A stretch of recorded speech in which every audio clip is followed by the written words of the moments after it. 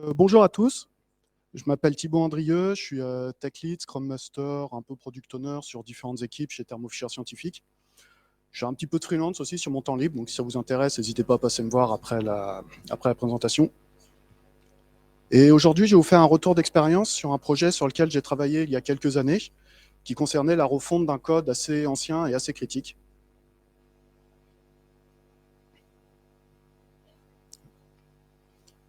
Donc tout d'abord, un grand merci aux sponsors de l'Agile Tour, sans qui cet événement ne serait pas possible et sans qui cet événement ne serait pas gratuit, rappelons-le.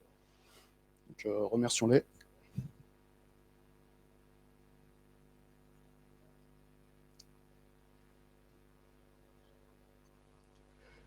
Alors déjà, j'ai commencé par une citation inspirante de Nelson Mandela, que je ne perds jamais, soit je gagne, soit j'apprends. Et le projet dont je vais vous parler aujourd'hui, c'est un projet sur lequel j'ai énormément appris pour le coup, et j'espère que vous aussi, vous allez apprendre de cette expérience. Pourquoi? Parce qu'on est tous plus ou moins Scrum Master agilistes, si ce n'est dans le titre, au moins dans l'esprit. Et donc le but des méthodes agiles, c'est aussi de regarder ce qui s'est passé, d'apprendre de ses erreurs pour éviter de les refaire par la suite.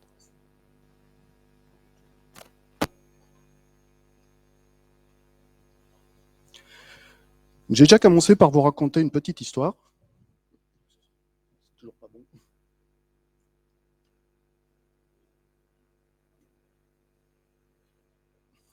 Allô, allô? Oui, c'est bon. Donc, il était une fois, dans les contrées sauvages de l'ouest de Bordeaux, un royaume où vivait un vieux logiciel adoré de tous. Il rendait de grands services à ses utilisateurs, et malgré son âge avancé et sa maintenance capricieuse, ses développeurs l'aimaient et le choyaient. Ses commerciaux chantaient ses louanges à des clients du monde entier qui se pressaient pour lui offrir moultes offrandes et cadeaux.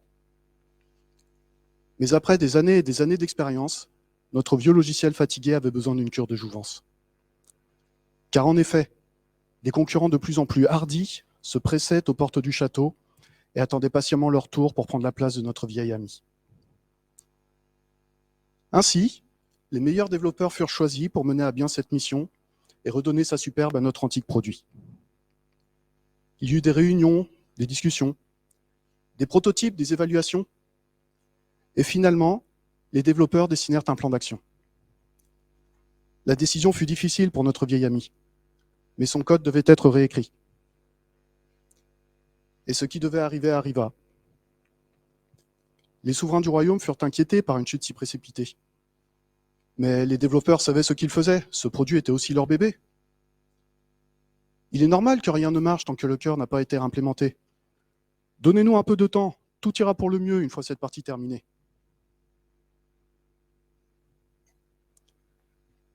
Mais les semaines succédèrent aux jours, les mois succédèrent aux semaines, et toujours pas de signe de vie de notre vieil ami. Les dates de release furent repoussées, et les caisses du royaume commencèrent à être sérieusement entamées. Mais finalement, un beau jour de décembre, il s'éveilla. Mais il n'était plus que l'ombre de lui-même. Les souverains du royaume s'alarmèrent.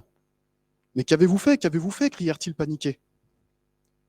« Ne vous en faites pas » assurèrent les développeurs. « En juin, tout sera terminé. » Les nouvelles dates furent communiquées, les utilisateurs furent apaisés, mais lorsque juin pointa le bout de son nez, tout n'était pas terminé. Le projet fut abandonné et la plupart des développeurs partirent vers d'autres contrées. Quelques fidèles parmi les fidèles restèrent au chevet de notre vieil ami pour l'accompagner durant le reste de sa convalescence. Et on raconte que certains soirs, en tendant l'oreille, on peut entendre murmurer « Une nouvelle tablette est posée !»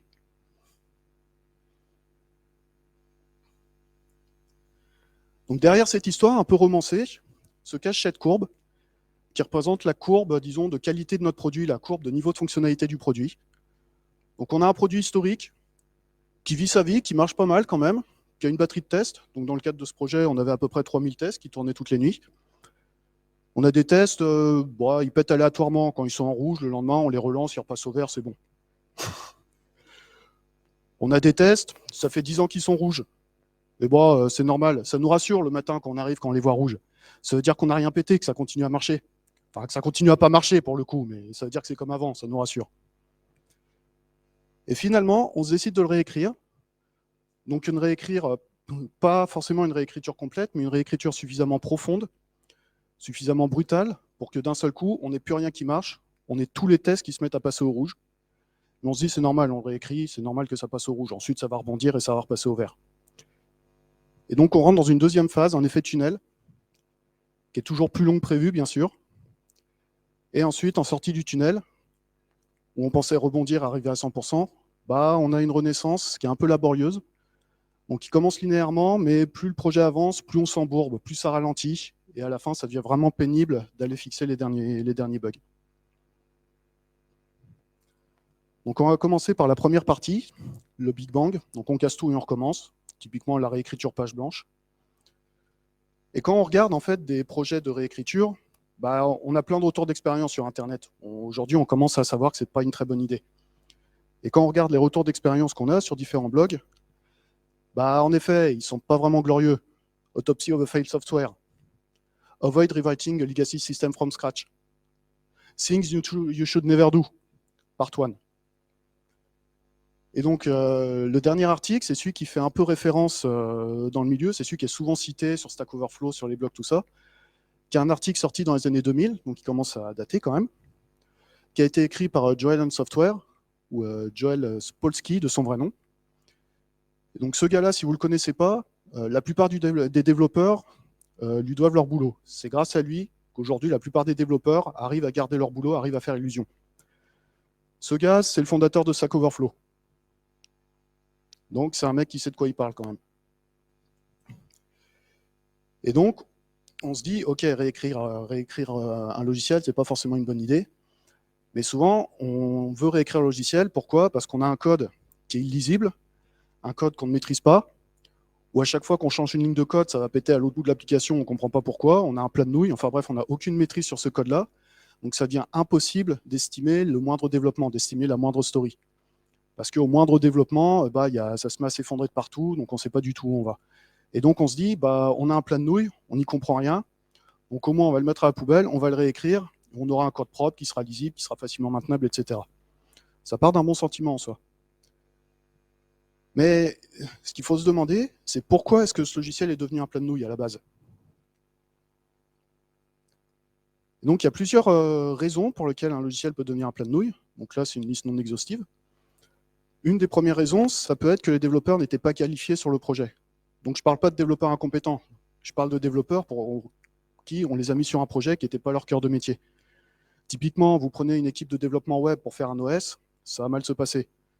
Vous prenez des développeurs kernel pour développer une appli mobile, voilà quoi. Vous prenez des développeurs 3D pour faire un portail web, bon, ils vont bricoler quelque chose, ça va marcher, mais on sent que ça va être du bricolage, quoi, que ça ne va pas être carré.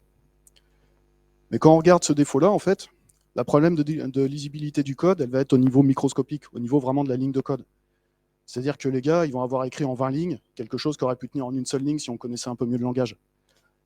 Mais au niveau macro, les gars, ça reste quand même des développeurs, ça reste quand même des architectes. Ils ont quand même des notions de modularité, d'architecture, de découplage des modules, etc. Donc au niveau macro, normalement, le logiciel ressemble quand même à quelque chose. Et le logiciel devra pouvoir être réécrit morceau par morceau sans avoir à tout péter. Et dans ce cas-là, si on réécrit ce type de logiciel, bah oui, ok, au niveau micro, au niveau de la ligne de code, le code sera plus lisible, il sera plus compact, il sera plus dans l'air du temps. Mais au niveau macro, bah, il y a de fortes chances qu'on retombe sur la même architecture de base. Donc au final, on n'est pas vraiment réglé le problème. Une autre raison pour laquelle un soft peut devenir un plat de nouilles, c'est qu'il est basé sur des technologies obsolètes. Donc, quand je parle de technologies obsolètes, je ne parle pas de technologies qui ne sont plus à la mode. Du C++ 99, par exemple, ce n'est pas une technologie obsolète. Vous prenez un développeur C++, aujourd'hui, vous le mettez sur du C++ 99, il va pouvoir le lire, il va pouvoir l'écrire. Ah, il va râler par contre. Hein. À ça, vous allez l'entendre, que c'est plus 99, que c'est vieux, qu'on fait des trucs plus, qu'on fait des trucs meilleurs aujourd'hui, etc. Mais en soi, il va comprendre le code, il va pouvoir le réécrire. Et si vous le laissez faire, si vous ne lui mettez pas des bâtons dans les roues avec des contraintes stupides, il va vous le moderniser, il va vous l'améliorer petit bout par petit bout. Pareil pour le PHP. PHP, c'est pas une techno obsolète. Ok, aujourd'hui, faire un site en PHP, ça peut paraître old school, mais en soi, des développeurs qui savent lire et écrire du PHP, on en trouve encore. Quand je parle de technologies obsolètes, je parle vraiment de technologies pour lesquelles on ne trouve plus les compétences sur le marché de l'emploi. Je parle de technologies du type COBOL, ADA, Fortran, TCL. Pour ce langage-là, il faut être honnête, les mecs qui savent encore faire ça, ils sont très vieux, voire à la retraite. Si vous voyez un CV où le mec il sait faire du TCL, regardez sa date de naissance quand même. À mon avis, ça va pas être un nouveau diplômé. Donc dans ce cas-là, vu que c'est impossible de trouver des compétences pour lire ces vieux langages, ok, dans ce cas-là, ça peut peut-être valoir le coup de le réécrire, parce que de toute façon, on n'arrivera pas à faire évoluer le logiciel. Une autre raison pour laquelle le code est devenu un plat de nouilles, c'est que le besoin aujourd'hui est beaucoup trop éloigné du besoin initial du projet. Je prends par exemple, vous lancez un projet de réseau social, donc vous designez votre site web pour faire du réseau social avec une base de données, un système de graphes d'amis, etc. Et petit à petit, le business évoluant, votre site est devenu un site de e-commerce. Donc dans ce cas-là, vous avez un site de e-commerce qui est basé sur des fondations de réseaux sociaux. Donc vous allez vous battre contre l'architecture en permanence. Peut être aussi le cas d'une migration d'une application desktop, d'un client lourd desktop vers du cloud, où là, le découpage en couches du desktop ne correspond pas forcément au découpage attendu sur des archives microservices. Ça peut être aussi le cas d'une application qui a été designée sur du matériel contraint, sur de l'embarqué, que vous voulez porter sur du desktop, par exemple, aussi. On a un cas chez Thermo Fisher d'une application qui est dédiée à l'affichage de très grosses données. Donc, c'est une application qui est capable d'afficher des fichiers de plusieurs centaines de gigas sur du matériel classique. Donc, il y a tout un système de niveau de résolution, de pyramide de résolution, de thread de chargement de tuiles, déchargement de tuiles, etc., etc. Et le problème, c'est que cette application, aujourd'hui, sur un certain marché, on essaye de l'appliquer à un marché où les datasets, où les données sont beaucoup plus réduites, font seulement quelques gigas. Et une donnée de quelques gigas, on la prend, on la met en mémoire, on l'affiche, et voilà, il n'y a pas besoin de faire des pyramides de résolution ou des choses compliquées. Mais vu que le logiciel est basé pour faire des choses démesurées, on se bat contre l'architecture en permanence. Et enfin, une dernière raison pour laquelle un logiciel peut devenir un plat de nouilles, qui est selon moi une des plus fréquentes, c'est que le logiciel implémente des fonctionnalités complexes. Parce que pourquoi? Un programme, au final, c'est ni plus ni moins que la transcription formelle d'un besoin utilisateur. Et si votre besoin utilisateur est complexe, le code associé sera complexe. C'est le cas, typiquement, tous les codes kernel, les codes de système d'exploitation, ça sera des choses complexes. Tous les codes qui implémentent des moteurs physiques, des moteurs de rendu, etc., ça sera toujours du code illisible. Pourquoi? Parce que ça doit supporter plusieurs types de hardware. Dans le cas d'un moteur de rendu, il faut que ça supporte les GPU AMD, Nvidia, Intel, sur des architectures diverses et variées, où il y a des bugs de driver, des bugs de matériel qu'il faut contourner. Donc tout ce truc-là, on va le retrouver dans le code. Donc si vous réécrivez ce type de logiciel, vous arriverez à un code qui sera aussi compliqué que celui d'avant. Donc au final, vous avez tout réécrit pour rien. Le code sera juste différent, il ne sera pas forcément plus lisible. Et donc malgré toutes ces mises en garde, vous décidez quand même de le réécrire votre logiciel. On l'a vu, ça peut arriver, je ne dis pas qu'il ne faut jamais le faire. Il y a certains cas où en effet, ça peut être la meilleure solution. Donc vous évaluez, vous faites une liste de tâches à faire, vous regroupez les développeurs, les archis, les tech leads, vous faites des réunions, des protos, tout ça. Vous écrivez une liste de story, et vous estimez à peu près à la louche qu'il faudra 30 mois hommes pour réécrire votre projet, par exemple. Vous présentez ce plan-là à la direction. La direction, elle regarde sa trésorerie, elle regarde ses finances. Elle vous dit, ok, on a suffisamment de trésorerie, on peut mettre le projet en pause pendant 6 mois. Et donc là, on va s'attaquer à la problématique de la gestion des ressources. En particulier, la gestion du personnel R&D en zone de développement intensif. Et on va essayer de répondre à la question combien faut-il de développeurs pour effectuer en 6 mois un projet estimé à 30 mois. Donc vous me dites, 30 mois en 6 mois, c'est assez simple, il faut 5 personnes. Et il se trouve que par un hasard qui facilite grandement cette présentation, l'équipe de développement actuelle qui travaille sur l'ancien code est composée de 5 personnes. Vous dites, c'est cool, on prend les 5 développeurs, on met l'ancien code en pause, on bascule l'équipe sur la réécriture, dans 6 mois c'est terminé. Sur le papier, ça marche. Le problème, c'est que quand on regarde un peu plus en détail ce qu'ils font, nos développeurs sur l'ancien code, ils font du développement, certes, mais ils font aussi de la maintenance, du bug fix. Et si on prend un ratio classique de 20-80, donc 80% de développement de features et 20% de maintenance, ça fait comme si on avait un dev qui était dédié à plein temps à fixer du bug. Et le problème de bug fix, de la maintenance, c'est que c'est quelque chose qui est difficilement compressible.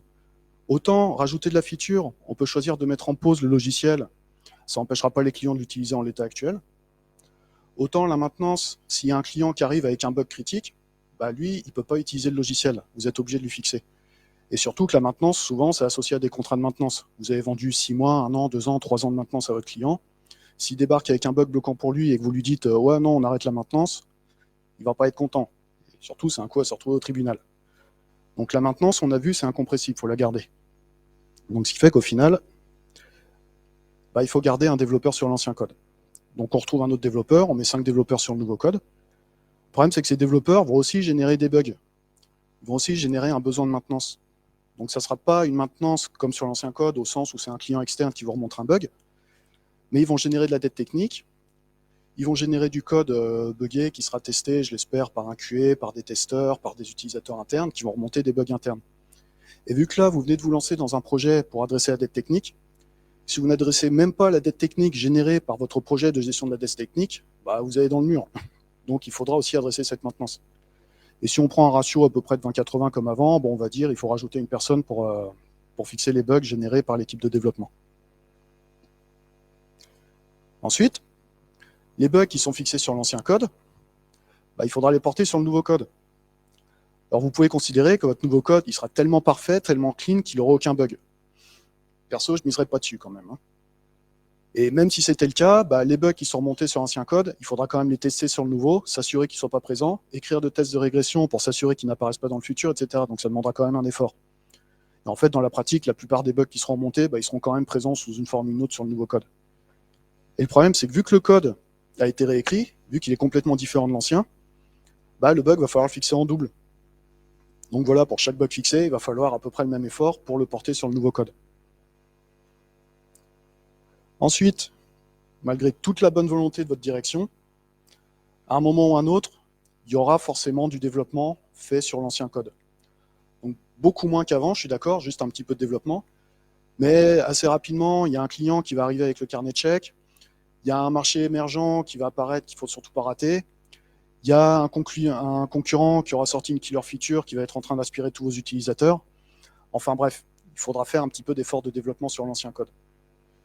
Et le problème, c'est que cet effort de développement, il faudra le porter aussi sur le nouveau code. Et vu que le nouveau code, comme on l'a vu, c'est pas le même que l'ancien, on ne pourra pas simplement prendre la branche, la merger dans le nouveau, et voilà, c'est fait, il faudra tout refaire en double. Donc là, on arrive au final. Assez rapidement, on a doublé l'effectif nécessaire pour faire ce projet. Et là, je suis parti du principe que le projet, il prend vraiment 30 mois hommes. C'est-à-dire, je suis parti du principe que vos évaluations, elles sont bonnes, que vous n'avez rien oublié, que tout va bien se passer. Dans la pratique, sur vos évals, vous allez sûrement faire x2 ou x3. Et donc là, vous me dites, bon, ok, c'est bien beau, mais là, si je vais voir ma direction et que je leur montre tes slides avec des petits nains qui ont des barbes, des pioches et des chopes de bière à la main, ils ne vont pas prendre au sérieux, je vais passer pour un bozo un peu. C'est probable. Donc c'est pour ça qu'on va présenter ça d'une autre manière. On va présenter ça d'une manière qui parle à la direction, des choses qu'ils comprennent, dont ils ont l'habitude. Les beaux graphiques Excel. Donc si on regarde l'allocation des ressources, avant on est dans un état où on a à peu près 20% de maintenance et 80% de développement. Et donc dans le projet de refactoring, donc on garde ces 20% de maintenance, ça on l'a vu, c'est incompressible. On aura un petit effort de développement sur l'ancien produit, on aura un effort de portage de l'ancien code vers le nouveau code, et on aura un effort de maintenance du nouveau code qui est en train d'être écrit. Et au final, ce qui reste pour vraiment développer le nouveau projet, c'est pas grand-chose, peut-être 30%, 40%, enfin moins de la moitié, c'est sûr. Et donc ça, le problème, c'est que ça va générer énormément de frustration et énormément d'incompréhension. Énormément de frustration pour les développeurs, parce que eux, ils ont envie de le réécrire, leur projet, ils ont envie de le rénover. Ils vont passer leur temps à faire autre chose. Donc ils vont se plaindre que non, on ne leur laisse pas le temps de réécrire le projet et qu'ils font autre chose. Et de l'incompréhension de la part du PO, parce qu'il va dire, mais je comprends pas, il n'y a rien qui avance, il y a tout qui est à la traîne, mes mecs, ils sont pas focus, ils bossent toujours sur autre chose, ils bossent pas sur la réécriture. Et le problème, c'est que, ouais, les deux ont raison. Le projet, il avance pas parce que les développeurs, ils passent leur temps à faire autre chose. Donc ça, c'est vraiment quelque chose à prendre en compte dans la réécriture d'un projet. Donc, on a vu que c'était pas forcément une bonne idée de réécrire. Comment on peut faire autrement? Donc une solution alternative, c'est au lieu d'avoir un profil de fonctionnalité qui s'effondre à zéro et qui rentre dans un tunnel, il faut essayer de faire un profil qui oscille un peu en restant quand même pas loin des 100%. Donc en théorie, il faudrait rester à 100%. En théorie, je suis d'accord, on ne fait pas de compromis sur la qualité, intégration continue, livraison continue, etc., etc. Dans la pratique, pour des logiciels qui ont des fois plusieurs dizaines d'années, des fois plusieurs millions de lignes de code, c'est pas forcément faisable.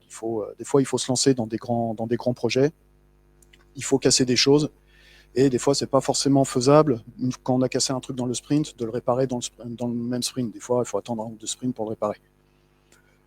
Mais ce qu'il faut vraiment essayer de faire, ce qu'il faut vraiment se forcer, c'est dès que la courbe commence à descendre, il faut la faire remonter tout de suite.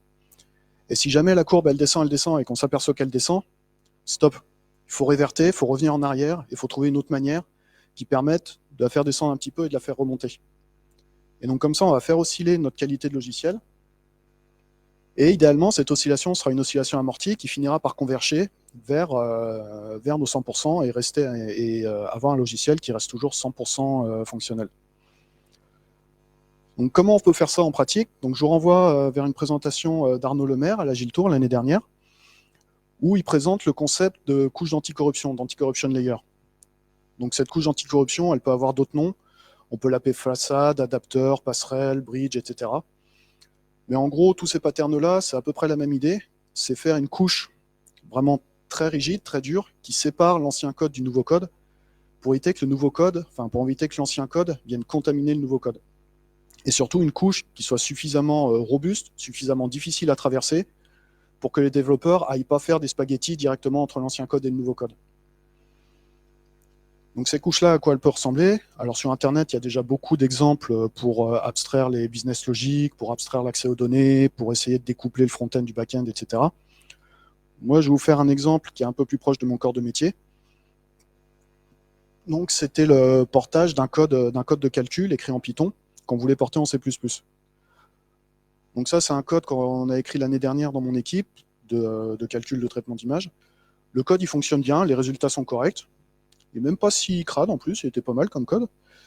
Mais le gros problème, c'est qu'il était lent. Et donc pour le rendre plus rapide, on s'est dit on va le porter en C++. Donc je ne vais pas rentrer dans le débat de ouais, mais du Python, quand c'est bien écrit, c'est plus rapide que du C++, etc. Je suis d'accord, du Python bien écrit, c'est plus rapide que du C++ mal écrit. Et il se trouve que dans ce cas-là, on avait de vraies raisons de penser que le réécrire en C++, ça serait plus rapide. Notamment parce qu'on avait déjà des librairies sur site qui étaient vraiment optimisées, qui allaient vraiment vite, mais des librairies C++. Donc là, c'est poser la question de comment on va réécrire ce code. Première solution, la réécriture, on met le code Python d'un côté, et on commence à le réécrire en C++. Et comme ça, itération après itération, on a notre code base de C++ qui grossit jusqu'à atteindre un niveau de fonctionnalité équivalent. Donc là, on la voit en fait, la courbe. On la voit le Big Bang, ensuite le tunnel, et ensuite la remontée. Donc ça, le problème, c'est que on a vraiment des résultats qu'à la toute fin du projet. C'est-à-dire que tant que le projet n'est pas terminé, on a un logiciel qui n'est pas fonctionnel, donc on ne peut même pas être sûr que le logiciel sera vraiment plus rapide. Donc cette solution-là, on ne l'a pas retenue. On est parti sur une solution de ce type, où on a commencé par développer une couche de wrapping, donc cette fameuse couche d'anticorruption. La couche de wrapping, en fait, elle va nous permettre de pouvoir appeler depuis le Python du code C++. Donc première itération, on développe cette couche de wrapping. À ce moment-là, le logiciel est toujours 100% fonctionnel, on n'a rien cassé. Et sur les itérations suivantes, on va porter le code Python en C++, et la couche de wrapping, petit à petit, va venir grignoter le code Python. Donc là, ce qui est intéressant avec ce système-là, c'est que comme je l'ai dit, on a toujours un logiciel 100% fonctionnel, donc à tout moment, on peut s'arrêter. On voit les performances s'améliorer, vu qu'on ne touche pas au fonctionnel, le fonctionnel reste constant, la seule variable, c'est les performances, donc on les voit vraiment s'améliorer sprint après sprint. Et surtout, avec ce système-là, on peut livrer à chaque fin de sprint. Donc si on a un client qui nous a donné une cible à atteindre, là, on itère jusqu'à atteindre la cible, et puis on lui envoie une fois qu'on a atteint les performances voulues. Mais si on a un client qui nous a dit votre logiciel, il est bien, mais il est un peu lent, je voudrais qu'il soit plus rapide, ou même lui, il ne sait pas vraiment de combien il voudrait qu'il soit plus rapide, là, à chaque fin d'itération, vous lui envoyez le paquet, il joue avec, et il vous dit ah ouais, c'est cool, c'est mieux qu'avant, mais je voudrais que ce soit encore un peu plus rapide. Vous itérez, vous lui renvoyez, et au bout d'un moment, il va vous dire ouais, c'est bon, ça va comme ça, c'est suffisamment rapide pour mon cas, et surtout, j'ai un autre truc plus critique là, qui vient d'arriver, je voudrais vous faire bosser dessus. Donc là, à n'importe quel moment, vous pouvez arrêter le développement. Et là, vous allez me dire, ouais, mais si on arrête le boulot au milieu, il reste du Python. Ouais. Et alors? Le logiciel, il marche, le client, il est content. Et surtout, si dans 6 mois, le client, il revient en vous disant, ouais, je voudrais encore accélérer les perfs, il vous reste encore du Python à porter en C++, donc vous en avez encore sous le pied pour accélérer. Alors cette technique-là, elle a quand même un très gros inconvénient, c'est la première itération, le développement de la couche de wrapping. Pourquoi? Parce que la couche de wrapping, en fait, elle apporte aucune valeur au produit. Le PO, il s'en fiche de la couche de wrapping, le client, il s'en fiche de la couche de wrapping. C'est vraiment un détail d'implémentation. En plus, une couche de wrapping, c'est pas marrant à implémenter. Surtout pour des développeurs processing, ils n'ont pas envie de faire du wrapping. Le wrapping, souvent, c'est des outils qui sont buggés, qui sont mal documentés. C'est du code généré illisible, donc il y a des buggés, c'est une purge. C'est du build system, il faut brancher des outils les uns dans les autres, faire du pipeline, des pipelines d'intégration, du packaging, etc. Enfin bref, c'est des trucs, les développeurs, ils vont y aller à reculons. Donc entre le PO qui ne veut pas faire payer pour ça et le développeur qui va à reculons, c'est difficile à vendre. Mais ce qu'il faut vraiment vendre, c'est que c'est un enabler pour la suite. C'est-à-dire ça permet d'avoir une période de risque beaucoup plus faible, parce que là, au final, la période d'incertitude, elle est que pendant l'itération où vous développez la couche de wrapping, par rapport à avant où l'incertitude était jusqu'à la fin du projet. Et une fois que vous avez développé cette couche de wrapping, vous n'avez plus à y toucher. Vous portez le code et la couche, elle va manger l'ancien code. Donc ça vaut vraiment le coup de faire cet effort de couche de wrapping. Et aussi un autre argument qu'on a des fois contre ces fameuses couches d'anticorruption, c'est que ouais, mais une fois qu'on aura réécrit le code, cette couche-là, faudra l'acheter. Une fois qu'on aura passé tout le code Python C++, la couche de wrapping, il faudra la balancer. Donc on va développer quelque chose qui ira à la poubelle. C'est vrai, mais quand vous construisez un immeuble, vous commencez par construire des grues. Une fois que l'immeuble est construit, les grues, vous les mettez à la poubelle. Et construire une grue, c'est compliqué. Il faut faire des fondations pour que la grue elle tienne. Il faut une autre grue pour assembler la grue. Des fois, il faut une grue pour assembler la grue qui va assembler la grue. Enfin bref, ça demande du boulot. Là, c'est pareil, ça demande du boulot qui sera jetable. À la fin, OK, on le balancera. Mais ça permet de sécuriser le développement.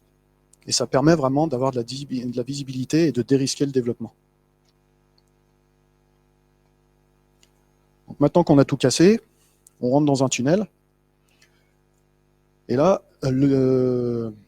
l'effet tunnel, c'est vraiment quelque chose qui caractérise une réécriture from scratch, une réécriture brutale, où d'un seul coup, on n'a plus rien qui marche, et il n'y a plus rien qui marche pendant potentiellement plusieurs mois, très longtemps. Pourtant, on le sait que les tunnels, c'est pas bien. On sait que déjà qu'il ne faut pas y aller, et on le sait qu'une fois qu'on y est, il faut en sortir.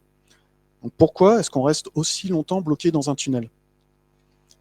Bien, une des raisons, c'est qu'on reste bloqué dans le tunnel parce qu'on a trouvé une métrique qui nous fait croire que le projet avance. Typiquement, le niveau de fonctionnalité, paf, il est à 0, il reste à 0. Mais si on regarde le burn down, enfin si on détourne l'utilisation du burn down, le burn down, il descend. C'est-à-dire on a une liste de tâches qu'on doit faire pour le refactoring. Les tâches, on les consomme. À chaque fois qu'on consomme une tâche, on fait descendre le burn down. Et ouais, on consomme du temps, le projet il avance, regardez, le burn down il descend. Mais ça, en fait, c'est pas un burn down. Ce qui est intéressant dans un burn down, c'est ce qu'il y a en dessous. C'est où il est le 0. Et dans ce cas-là, souvent, dans les projets de refactoring, au fur et à mesure que les stories, que les tâches sont consommées, il y a d'autres stories qui sont ouvertes, il y a d'autres tâches qui sont ouvertes, parce que les développeurs se rendent compte de tout ce qu'ils ont oublié de prévoir. Donc vous avez un burn down qui descend, et vous avez un 0 qui descend en même temps que le burn down. Et donc, dans le pire des cas, le burn down et le 0 descendent ensemble, voire même le 0 descend plus vite que le burn down. Dans le meilleur des cas, le burn down il descend quand même un peu plus vite que le 0, et donc le burn down atteindra le 0 à un moment qu'on peut estimer. Mais la chose dont il faut vraiment être conscient, c'est que ce moment où le burn down atteindra 0, c'est pas la fin du projet. C'est le moment à partir duquel vous pourrez estimer la fin de votre projet. Et ça, c'est très très dur pour le moral. C'est-à-dire, vous pensez sortir de votre tunnel, vous voyez la lumière qui arrive, ouais, c'est bon, on a fini, on a presque fini. Vous sortez, et là, en fait, au lieu de sortir de votre projet, vous allumez la lumière, et là, vous vous rendez compte du champ de bataille que vous avez généré, et vous vous rendez compte de tout le boulot qu'il vous reste à faire. Et ça, je peux vous dire, c'est dur quand on se rend compte de ça. Hein. Donc voilà. Ce qu'il faut retenir, c'est que dans le cas d'un projet tunnel, le reste à faire n'est pas une métrique d'avancement du projet, parce que le reste à faire, en fait, il est complètement artificiel. La seule vraie métrique, c'est le niveau de fonctionnalité. Ensuite, il y a un autre phénomène qui fait que quand on est dans un tunnel, on reste dans le tunnel. C'est tout un tas de phénomènes cognitifs propres à l'être humain qui fait que l'être humain, une fois qu'il a fait une erreur, il a tendance à persister dans son erreur. Et notamment, il y a une étude qui a été faite dans les années 80 qui s'appelle la psychologie des coûts irrécupérables. Pour ceux qui connaissent la chaîne YouTube Science Étonnante, il a fait une vidéo très bien faite sur ce biais cognitif. Mais en gros, qu'est-ce que c'est que ce biais cognitif? C'est toutes les excuses du style « Ah non, mais on a trop investi pour s'arrêter. On est allé trop loin pour faire demi-tour. non, mais si on arrête maintenant, on aura perdu tout l'argent qu'on a investi. En fait, ces arguments, ils ne tiennent pas la route. L'argent, de toute façon, à ce moment-là, on l'a perdu. Que le projet il soit un succès ou pas, l'argent, on l'a perdu. Donc, ce qu'il faut voir, c'est comment ça va évoluer. Et donc, les deux chercheurs qui ont étudié ce biais cognitif en 85, ils ont fait une petite expérience. Ils sont allés voir un groupe d'étudiants en école de commerce. Ils leur ont donné 20 millions de dollars. Ils leur ont pas vraiment donné 20 millions de dollars, on est d'accord, c'est un exercice. Et donc, ils sont venus avec deux projets, un projet A, un projet B, donc avec des bilans provisionnels, les deux projets équivalents. Et ils ont demandé sur quel projet vous souhaitez investir votre argent. Donc les étudiants ont choisi l'un ou l'autre des projets, bref. Ensuite, l'année d'après, ils sont revenus avec le bilan du projet choisi par les étudiants. Et ce bilan était vraiment catastrophique. Il montrait que le projet ne marcherait pas, que la rentabilité n'était pas là, qu'on a les droits dans le mur. Enfin, le bilan était vraiment fait pour que le projet soit un échec. Ils sont revenus encore avec 20 millions de dollars et ils ont demandé, est-ce que vous voulez continuer dans ce projet-là ou est-ce que vous voulez tenter l'autre projet? Bah là, en fait, la majorité des étudiants ont continué dans le projet foireux. Ils ont réinvesti leurs 20 millions de dollars dans ce projet-là en utilisant comme excuse que ouais, mais si on arrête le projet, on aura perdu les 20 millions de dollars de l'année d'avant. Ce qui est faux, les 20 millions de dollars, les premiers 20 millions, de toute façon, ils les ont perdus. La question, c'est maintenant, avec leurs nouveaux 20 millions de dollars, où est-ce qu'ils souhaitent l'investir? Ensuite, ces deux chercheurs-là, ils ont fait une autre expérience, ils ont pris un deuxième groupe d'étudiants, où là, ils sont arrivés directement en deuxième année. Ils leur ont dit, voilà, vos prédécesseurs ont choisi ce projet-là, donc toujours avec un bilan catastrophique. Donc maintenant, on vous propose soit de réinvestir 20 millions dans ce projet-là, soit d'investir 20 millions dans un autre projet. Ben là encore, il y a une grande partie des étudiants qui ont choisi d'investir dans le projet qui ne marchait pas. Mais ce qui est intéressant, c'est qu'il y en a quand même un peu moins. Parce que ce n'était pas leur décision à eux, ce n'était pas leur décision personnelle d'avoir investi l'argent à la base. Donc on voit que le biais est encore présent, même dans ce cas-là, mais quand même un peu moins, il est moins fort. Et donc cette théorie des coûts irrécupérables, elle est étayée aussi par d'autres théories, par d'autres biais cognitifs, la théorie de la dissonance cognitive, la théorie de l'empiègement, des pièges abscons, etc. Enfin, tout un tas de théories, tout un tas d'études scientifiques qui montrent que l'être humain, il est un peu stupide. Quand il s'engage dans une mauvaise direction, il va se trouver toutes les excuses du monde pour y rester. Et c'est pour ça que quand vous êtes dans un projet tunnel, ce qui peut être intéressant, c'est de demander un regard extérieur. Parce que comme on l'a vu, quelqu'un qui n'a pas participé à la décision initiale sera moins sujet à ces erreurs. Donc vous pouvez demander à une autre équipe de développement de mettre les mains dans le code, de passer un sprint à regarder comment ça marche, et ensuite de donner son avis. Vous pouvez demander à un tech lead, à un architecte d'une équipe d'à côté, qui n'a pas traîné dans les décisions initiales. Vous pouvez demander même à un consultant externe de venir faire un audit d'une semaine de l'état du projet, pour voir si d'après lui, on est dans un tunnel, ou si, bah non, c'est juste les projets, des fois c'est compliqué, mais en soi, c'est pas si catastrophique que ça.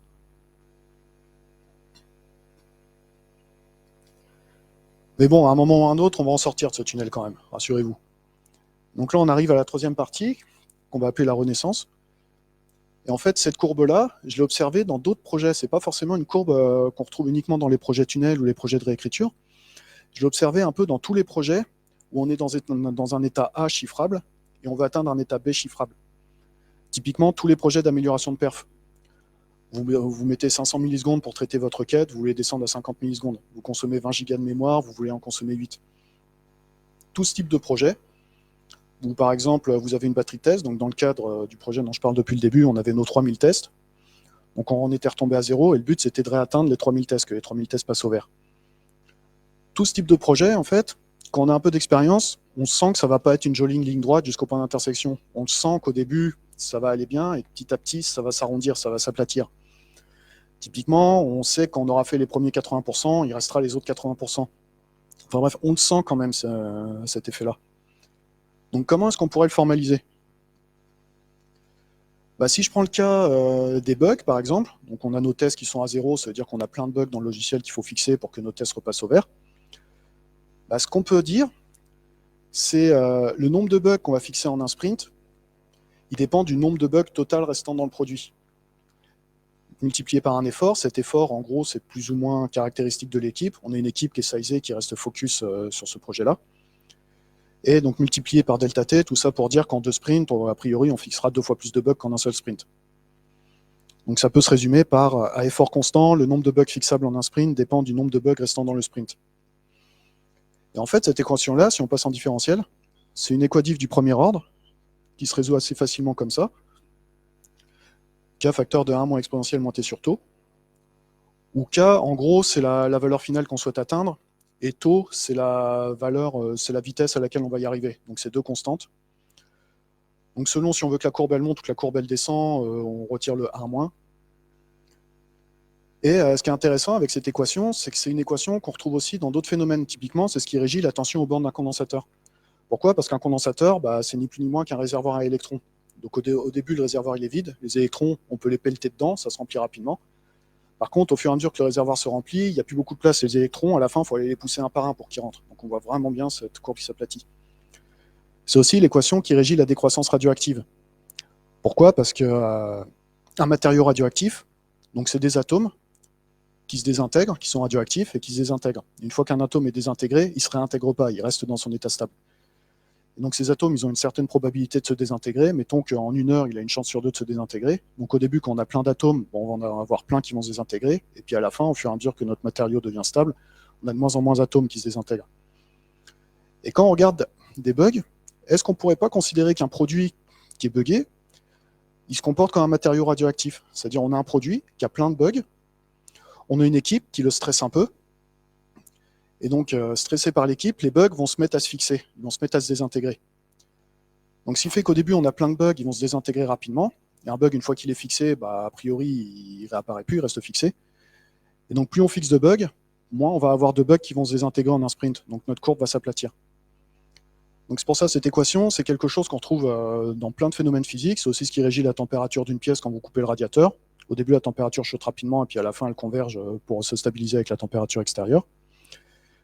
Et ces systèmes, qu'on appelle des systèmes du premier ordre, ils ont plusieurs caractéristiques qui sont assez intéressantes, et surtout qui ne dépendent pas du système, qui ne dépendent pas de la taille de l'équipe, du nombre de bugs. Si vous considérez que votre projet va se comporter comme un système du premier ordre, quelle que soit la taille de l'équipe, quel que soit le nombre de bugs, il va avoir ces caractéristiques. Notamment, une caractéristique, donc déjà, il faut savoir, un système du premier ordre, mathématiquement, il converge à l'infini. C'est le principe d'une asymptote, il n'atteint jamais sa cible. Dans la pratique, on considère que quand il arrive à 95%, il a fini de converger, ce qu'on appelle le temps de réponse à 5%. C'est-à-dire quand le système arrive à moins de 5% de sa consigne, on considère que c'est bon, il a terminé. Et les systèmes du premier ordre, en fait, on se rend compte qu'ils mettent autant de temps pour passer de 0 à 80% que de passer de 80% à leur état stable. Donc c'est pour ça, ce que je disais tout à l'heure, qu'on a fait les premiers 80%, il reste les autres 80%, c'est le cas.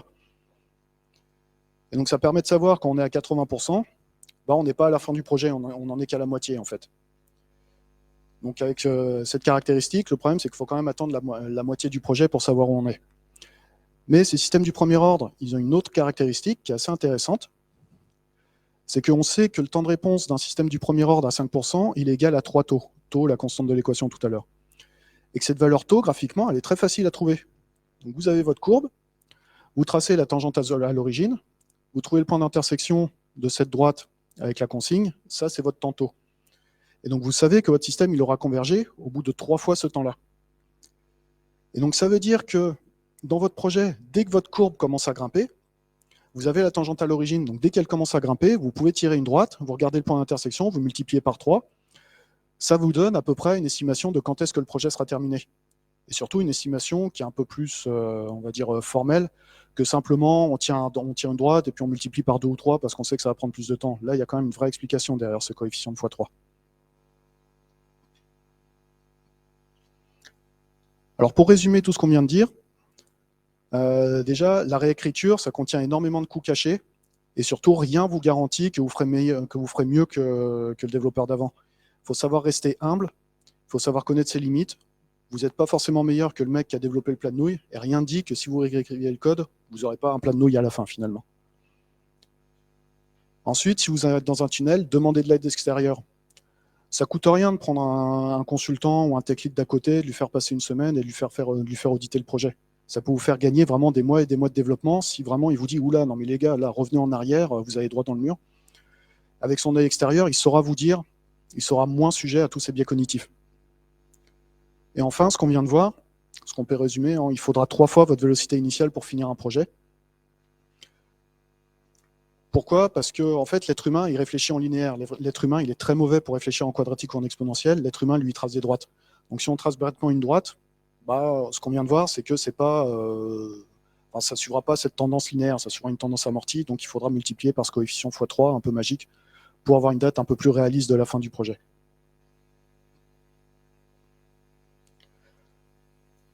Donc, je tiens à remercier plus particulièrement, donc, bien sûr, les sponsors de l'Agile Tour, et aussi Zhang Lang et Marion Poinceau du Donjon de Noël-Buck, pour m'avoir autorisé à reprendre leur visuel et à faire le parallèle avec leur présentation, combien faut-il de nains pour creuser en 2 jours un tunnel de 30 mètres dans du granit. Si vous ne la connaissez pas, je vous invite à aller la voir, elle est vraiment marrante. Je remercie chaleureusement Nicolas Pasco et Stéphane Dupuis, nos 2 Scrum Masters chez Thermo Fisher, qui m'ont fait découvrir l'Agile Tour, qui m'ont motivé à présenter à l'Agile Tour. Il faut savoir, pour moi, c'est une première pour moi, c'est la première fois que je fais une présentation en public comme ça. Donc merci à vous 2. Et je voudrais finir cette présentation sur cette courbe, vraiment caractéristique, qui résume vraiment toute la vie de ce projet. Et ce que je voudrais, c'est la prochaine fois que vous voulez vous lancer dans un projet de réécriture, ayez cette courbe en tête, parce que vous n'y couperez pas. Vous allez, si vous effondrez le projet, vous allez rentrer dans un tunnel vraiment très long, et ensuite une renaissance encore plus longue. Donc il faut savoir, le projet sur lequel je parle, le tunnel a duré 6 mois et la renaissance a duré 3 ans à peu près. Pour un projet qui était estimé, je crois, à 1 an de dev au début. Donc j'ai beaucoup parlé, maintenant je vais vous laisser la parole. Qui se reconnaît, qui a déjà vécu un projet comme ça? Oui, bah toi, je m'en doute. Donc, est-ce que vous avez des retours, des remarques à faire là-dessus? Bon. Ah, merci à tous.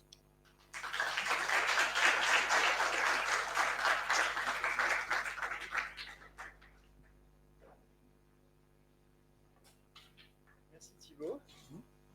Tu as bien parlé, tu as droit à des chocolats. Chouette. Merci à tous. On va faire une pause.